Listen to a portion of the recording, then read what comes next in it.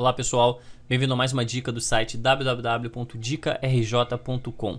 No vídeo de hoje eu quero mostrar a diferença de velocidade, ou seja, um comparativo de teste de velocidade entre os storages GoFlex Home da Seagate e o storage DNS 320L da D-Link. São dois storages de baixo custo, são dois storages, duas marcas muito fortes no mercado, então eu gostaria de mostrar essa diferença.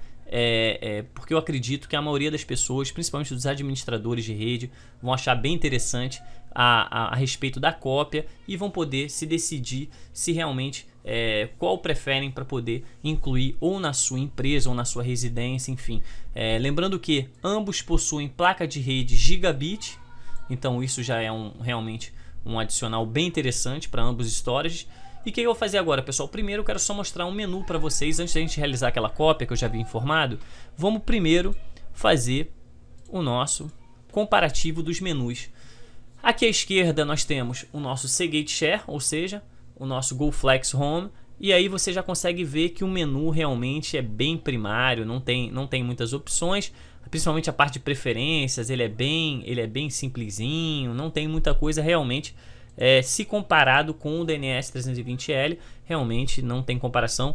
Por exemplo, o DNS 320L da D-Link, ele te permite inclusão de 2 HDs, permite fazer RAID, tanto RAID 0 quanto RAID 1, e ainda permite também ser servidor de P2P para download. Enfim, você tem uma diferença bem grande quando a gente compara em termos de função o Seagate Share da Seagate e o DNS 320 da D-Link. Realmente tem uma diferença muito grande em termos de função. Vou aqui minimizar e sem mais delongas, pessoal, vamos abrir aqui e fazer o mesmo teste de velocidade para que vocês possam acompanhar. Eu já mapeei aqui a pasta do GoFlex Home Public aqui no meu Y 2 pontos e tem um arquivozinho aqui que eu vou selecionar de 770 megas, um arquivo de um filme de 770 megas. E eu também tenho aqui um arquivo de do mesmo filme, perdão, no meu DNS 320L da D-Link, que já está aqui mapeado como volume 1 no Z2 pontos. Então o que eu vou fazer agora, pessoal? Primeiro eu vou pegar esse arquivo e vou copiar esse arquivo para minha área de trabalho, vindo do meu GoFlex Home Public, ou seja, fazendo um download desse arquivo para a minha área de trabalho, para o meu computador. Vamos lá, dei um Ctrl V ali. Você vê que ele atinge um pico alto e depois ele vai estabilizando essa velocidade e acaba ficando entre 53 e 54 megas por segundo. Essa é uma velocidade média que ele atinge, ok? Então, o GoFlex Home da Seagate ficou com, em termos de velocidade de cópia, de download, 53 megas por segundo. Vou deletar esse arquivo. Agora eu vou para o da D-Link, ok? O DNS 320L, meu storage da D-Link. Mesma coisa, vou copiar para cá para minha área de trabalho, dei um Ctrl V na minha área de trabalho, e você já percebe que ele vai manter uma taxa também de 53, 54 megas, ele realmente flutua um pouco mais, mas ele mantém realmente essa taxa, ok? Ele de 50 megas, ele não passa disso, então a diferença entre um e outro ficou muito pequena. O que eu vou fazer agora? Eu vou fazer até um demonstrativo com mais arquivos para que vocês possam ter uma ideia desse comparativo. Eu vou agora deletar ele na minha área de trabalho, esse arquivo, e vou criar uma determinada cópia no mesmo storage. Ou seja, acabei de fazer essa cópia nesse storage, ele está fazendo a 20 megas, 22 megas por segundo. Vou fazer a mesma coisa aqui. Vou dar um Ctrl C e um Ctrl V no mesmo local, porque eu quero criar uma cópia desse arquivo no storage. E você vai ver que ele vai bater também em torno de 22, 23 megabytes por segundo. Você vê que não foge muito em termos de velocidade de cópia. Talvez o da D-Link fique um pouquinho maior, enquanto o outro está batendo em torno de 18. Esse aqui está batendo em torno de 19, 20.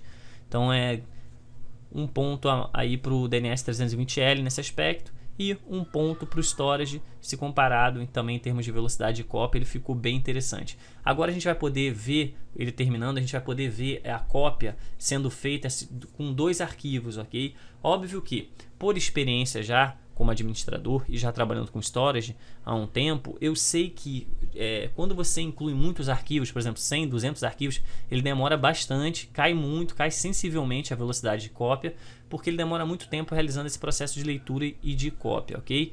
Vamos fazer o seguinte, vamos lá, dei um Ctrl C aqui e fazendo agora o teste no storage da Seagate com 2 arquivos, fazendo download. Você vê que ele está mantendo ali uma faixa ali de 56, entre 56 e 60, 58, 55. Você vê que ele aumentou um pouquinho a velocidade se comparado com um arquivo. São 2 arquivos muito grandes, então 2 arquivos de 700 megas, deu 1.5 GB esses 2 arquivos. Você vê que ele manteve aí uma taxa de 55 megas por segundo. De novo, pessoal, vamos excluir essa cópia. E vamos agora do DNS320L da D-Link. Mesma cópia, só que agora com 2 arquivos. Tá lá 1.5 GB, ele está copiando.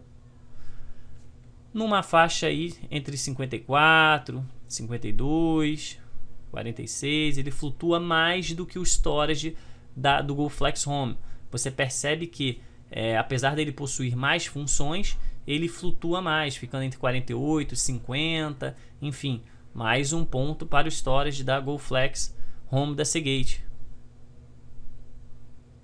Perfeito, vamos esperar acabar a cópia. Perfeito, pessoal. Com isso eu acredito que eu tenha feito já todos os principais testes, ok? Óbvio que eu não vou fazer um teste incluindo muitos arquivos, até porque eu já estou afirmando para vocês que cai realmente sensivelmente a velocidade.